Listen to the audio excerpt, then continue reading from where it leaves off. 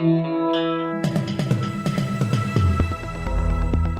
listening to the Betoota Advocate's weekly news wrap on Desert Rock FM 96.5. Welcome back to the Betoota Advocate weekly news bulletin on the home stretch here. December is right around the corner. The Christmas parties have begun. Everywhere's opening up. Things are looking good. We hope you're enjoying yourselves this morning as much as we are. You're joined by myself, Clancy Overell.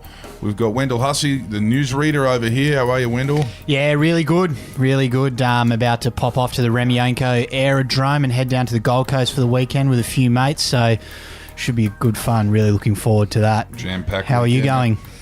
Yeah, look, mate, I'm doing okay. Probably not. I'm not going to have an action-packed weekend like you are, mate. But bombs away on the main stage, DJ Havana yeah, Brown. well, you know, I've kind of grown out of that now. I just can't be going down there anymore. Yeah, fair. Tiger Lily comes to town. I've seen you down there, Errol. Tiger Lily comes down. I reckon you get around that. Yeah. Bit of fun. No, look, the last time I went down there was to go and see bloody Cat. Bloody Beatrix? No, it was to go down and see Cat Stevens. I was gonna put one on his chin for what he was saying about, you know, all this stuff to do with Brexit and stuff like that. So I thought, you know, I was going to go down there and give him a piece of my mind. But Bombs Away song, Big Booty Bitches, slightly less political than Cat Stevens. Yeah, it is. And Brexit. It's a track too. And the Super Soaker as well, another classic. Still going around. Anyway, should we get into the news wrap? Now, we'll start off with one of the biggest political stories of the week. An independent Tassie senator has been lauded for displaying more energy and leadership than both of our major parties combined. Yeah, she certainly captured the nation's attention. She did. Jacqui Lambie, Queen Jacqui, opening up with that impassioned speech about doing your bit to get vaccinated. She managed to shine a bit of a light on how useless the major parties have been on this issue. As we wrote earlier this week, she was also on the front foot to get plenty of anti-vaxxers into town to go up and get jabbed. And she put the fear of God in them. Poor old Jackie's fed up. And she kept it going with an attack on the government for dragging the chain on a Federal Corruption Commission. So it's been a big few days for Jack. Shout out to Bridget Archer, who is a Liberal MP from down there in Tassie as well, who went and crossed the floor for a push for a proper federal ICAC. Good to see. She didn't quite get there, but hopefully next time. Now, someone who didn't heed the words of Jacqui was a man over in our nation's Golden West, and the headline on our next story is Perth anti-vaxxer apparently still waiting on research that he'll just dismiss as fake anyway. Yes, outside of New South Wales and Victoria, there's been a bit of a slower progress on the vaccine front. One man has made headlines over in Western Australia for refusing to go and get his jab because he says he's not convinced about how safe it is. Not enough research, he reckons. Which is an interesting one, given he's spent, the last little while just dismissing any research which is presented to him anyway.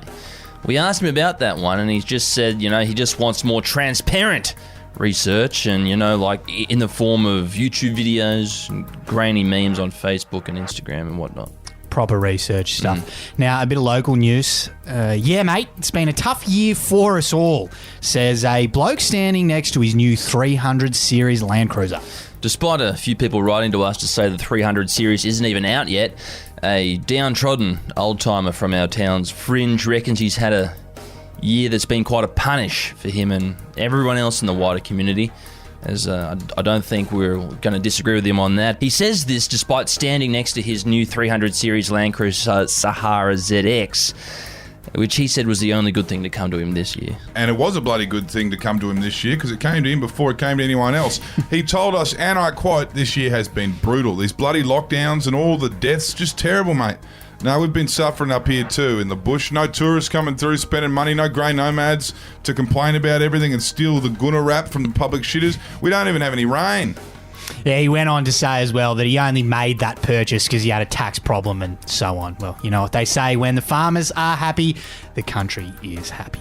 Some more news from the Channel Country now, and moving a fiddle leaf fig 1 centimetre has kick-started a rapid and unstoppable descent into death. Yes, a Betoota Grove couple of this week learnt the hard way that fiddle leaf figs are impossible to please and should only be left to the most passionate green thumbs. It's alleged that Claire and Dion Wright were walking through a strip of stores in the French Quarter when they stumbled upon some pot plants spilling out of a new boutique homewares shop. As they thumbed their way through the trees and made small sounds of approval at the matte black pots, which were sure to go well with their industrial theme, Claire saw a beautiful fiddle leaf fig that she thought would make a wonderful focal point for her lounge room. Yeah, anyway, long story short, they bought it, took it home, put it in a corner, decided to move it, and killed it. Story as old as time itself. I don't know why people bother doing these things. You can get fucking them, fiddle leaf. You get them from Kmart and Target. Plastic harder ones, to grow than watering. cannabis, these things. Well, yeah, cannabis is quite easy to grow. Get caught in the river, it's a real weed. It's called a weed. Sports news to finish us off now, and the man who led Australian cricket out of the ball tampering scandal has found himself caught up in one of his own.